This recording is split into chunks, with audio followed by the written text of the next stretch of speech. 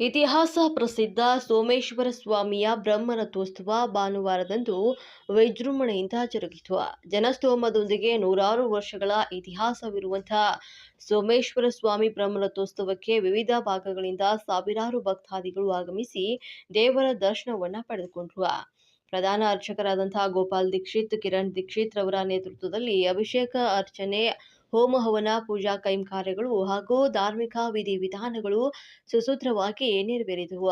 ಮಧ್ಯಾಹ್ನ 1 ಗಂಟೆಗೆ ಸರಿಯಾಗಿ ಮುಜರಾಯಿ ಅಧಿಕಾರಿಗಳು ಹಾಗೂ ಶಾಸಕ ಎಚ್.ಸಿ. ಬಾಲಕೃಷ್ಣ ವಿಶೇಷ ಪೂಜೆಯನ್ನು ಸಲ್ಲಿಸಿ ಸಹಸ್ರಾರು ಭಕ್ತರ ಸಮ್ಮುಖದಲ್ಲಿ ರಥೋತ್ಸವಕ್ಕೆ ಚಾಲನೆಯನ್ನು ನೀಡಿದರು. ಸುಡುವ ಬಿಸಿಲಿನಲ್ಲಿಯೇ ಮಹಿಳೆಯರು, ಮಕ್ಕಳು, ವೃದ್ಧರು ಬರಿಗಾಲಿನಲ್ಲಿ ತೇರನ್ನ ಎಳೆಯುವ ಮೂಲಕ ಭಕ್ತರು ಹರ್ಷೋದ್ಗಾರ ವ್ಯಕ್ತಪಡಿಸಿದರು. ನೆರೆದಿದ್ದ ಭಕ್ತರು ಹೂಹಣ್ಣು, ದವನವನ್ನ ರಥಕ್ಕೆ ಎಸೆಯುವ ಮೂಲಕ ತಮ್ಮ ಇಷ್ಟಾರ್ಥ ಈಡೇರಿಸುವಂತೆ ಪ್ರಾರ್ಥನೆಯನ್ನ ಮಾಡಿಕೊಂಡರು.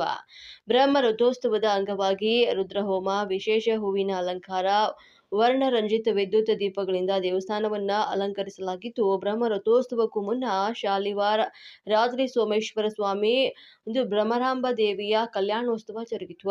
ಶಾಸಕ ಎಚ್.ಸಿ. ಬಾಲಕೃಷ್ಣ ಮಾತನಾಡಿ, ಸೂರ್ಯ ರಥವೇರುವ ದಿನವಂದು ರಥಸಪ್ತಮಿ ಅಂತ ಆಚರಿಸಲಾಗ್ತಾ ಇದೆ. ಸೋಮೇಶ್ವರ ಸ್ವಾಮಿಯ ರಥೋತ್ಸವ ಅದ್ದೂರಿಯಾಗಿ ನಡೀತಾ ಇದ್ದು, ನಾನಾ ತಾಲೂಕುಗಳಿಂದ ಜನತೆ ಇದರಲ್ಲಿ ಭಾಗವಹಿಸಿದ್ದು, ಕೆಂಪೇಗೌಡರ ಕಾಲದ ಐತಿಹಾಸಿಕ ಸೋಮೇಶ್ವರ ಸ್ವಾಮಿಗೆ ಅಪಾರ ಭಕ್ತರಿದ್ದಾರೆ ಅಂತ ಅವರು ಮಾಗಡಿ ತಾಲೂಕಿನಲ್ಲಿ ಈ ಬಾರಿ ಮಳೆ ಬೆಳೆಯಾಗಿ ರೈತರು ನೆಮ್ಮದಿಯಿಂದ ಜೀವನ ನಡೆಸುವಂತಾಗಲಿ ಹಾಗೂ ಮುಂದಿನ ನೂತನ ರಥದಲ್ಲಿ ರಥೋತ್ಸವ ಮಾಡಲಾಗುವುದು ಹಾಗೂ ಕೆಂಪೇಗೌಡರ ಕಾಲದ ಈ ಒಂದು ದೇವಸ್ಥಾನದಲ್ಲಿ ಅಭಿವೃದ್ಧಿಗಾಗಿ ಈಗಾಗಲೇ ನೀಲಿ ನಕ್ಷೆ ತಯಾರಿಸಿದ್ದು, ಸುಮಾರು 20 ಕೋಟಿ ರೂಪಾಯಿ ವೆಚ್ಚದಲ್ಲಿ 62 ಅಡಿ ಎತ್ತರದ ಗೋಪುರ ಸೇರಿದಂತೆ ದೇವಸ್ಥಾನದ ಅಭಿವೃದ್ಧಿ ಕಾರ್ಯವನ್ನ ಮಾಡಲಾಗುವುದು ಅಂತ ತಿಳಿಸಿದರು.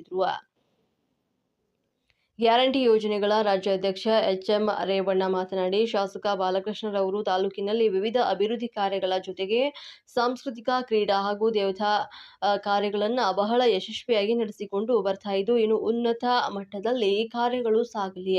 ಸೋಮೇಶ್ವರ ದೇವಾಲಯಕ್ಕೆ ಮುಂದಿನ ವರ್ಷದೊಳಗೆ ನೂತನ ರಥವನ್ನು ಮಾಡಿಸುವುದಾಗಿ ಶಾಸಕ ಬಾಲಕೃಷ್ಣರವರು ತಿಳಿಸಿದ್ದು, ನಿಮ್ಮೆಲ್ಲರ ಆಸೆಯಂತೆ ಅತಿ ಶೀಘ್ರದಲ್ಲೇ ಅವರಿಗೆ ಮಂತ್ರಿ ಸ್ಥಾನ ಸಿಗಲಿದೆ. ಇತಿಹಾಸ ಪ್ರಸಿದ್ಧ ಸೋಮೇಶ್ವರ ಸ್ವಾಮಿ ದೇವರಲ್ಲಿ ತಾಲೂಕಿನ ಯುವಕರಿಗೆ ಉದ್ಯೋಗವೂ ಸಿಕ್ಕಿ ಮಳೆ ಬೆಳೆಗಾಗಿ ರೈತರಿಗೆ ಒಳ್ಳೆಯದು ಆಗಲಿ ಅಂತ ಪ್ರಾರ್ಥನೆ ಮಾಡುವುದಾಗಿ ಹೇಳಿದರು. ಅಂಗವಾಗಿ ಬ್ರಹ್ಮರಥೋತ್ಸವದ ವಿವಿಧ ಜನಾಂಗದ ಅರವಟಿಕೆಯನ್ನ ಏರ್ಪಡಿಸಲಾಗಿದ್ದು, ಸಾವಿರಾರು ಭಕ್ತಾದಿಗಳಿಗೆ ರಾಗಿ ಮುದ್ದೆ, ಅವರೆಕಾಳು ಸಾರು, ಸಿಹಿ ಬೂಂದಿ ಮತ್ತು ಅನ್ನ ಪ್ರಸಾದದ ಜೊತೆಗೆ ಪಾನಕ, ಮಜ್ಜಿಗೆ, ಕೋಸಂಬರಿ ವಿತರಿಸಲಾಯಿತು. ಮಾಗಡಿ ಪೊಲೀಸ್ ಇಲಾಖೆ ವತಿಯಿಂದ ಬಿಗಿ ಪೊಲೀಸ್